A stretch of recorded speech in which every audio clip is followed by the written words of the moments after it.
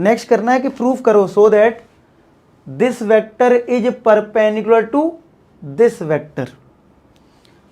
अब यानी कि इनका प्रोडक्ट करके देख लेते हैं, अगर जीरो होगा तो मैं बोल दूंगा ये परपेंडिकुलर है। आपको देखो परपेंडिकुलर में याद रखना है कि जब भी दो वेक्टर को अगर हमें परपेंडिकुलर करना है तो उनका डॉट प्रोडक्ट कर लो और वो जीरो आना चाहिए, सिंपल, ठीक है।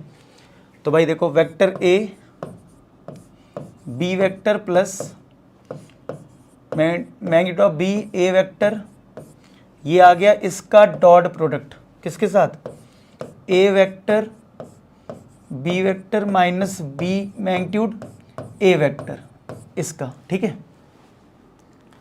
अगर ये डॉट प्रोडक्ट जीरो आ गया तो मैं कह दूंगा कि ये जो हैं दोनों वो क्या है, परपेंडिकुलर है, ठीक है।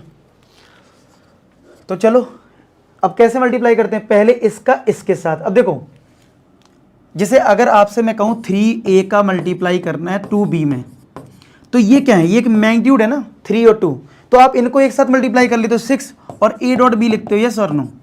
तो वैसे ही है, ये a है और ये a है, ये दोनों मैग्नीट्यूड हैं, इनको एक साथ लिख लो, a का मैग्नीट्यूड ये वाला टर्म और ये वाला टर्म एक साथ, और b का डॉट प्रोडक्ट b के साथ, मतलब इस तरीके से। ये स्टेप समझ में आ रहा है कि नहीं आ रहा है।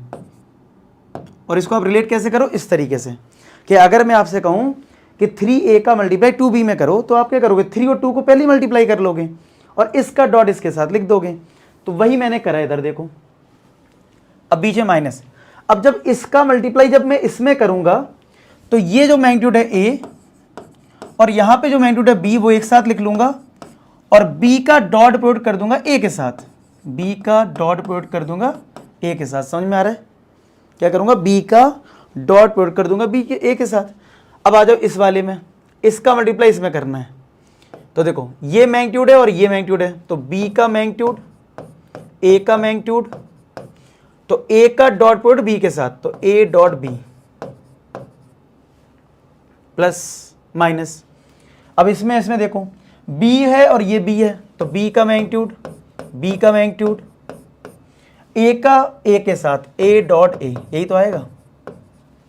समझ में आया। अब देखो सेम वेक्टर का मैग्नीट्यूड है तो ये स्क्वायर आ जाएगा, और इसकी भी प्रॉपर्टी है कि सेम वेक्टर का डॉट प्रोडक्ट है तो ये भी मैग्नीट्यूड का स्क्वायर होता है, माइनस ये ऐसे ही रहेगा, a b डॉट ए को हम a डॉट b लिख सकते हैं।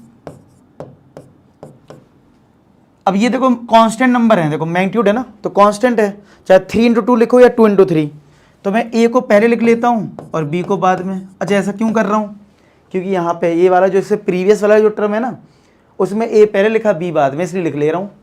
और ये a डॉट b, b भी सेम है तो b का स्क्वायर हो जाएगा और a डॉट a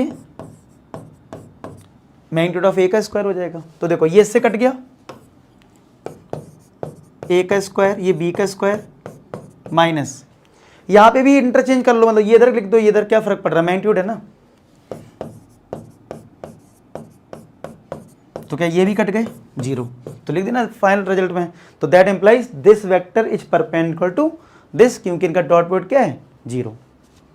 लैंग्वेज में लिख देना, since dot product is zero so these vectors are perpendicular. हो गया, नोट कर लो, मैं साइड हो जा रहा हूं।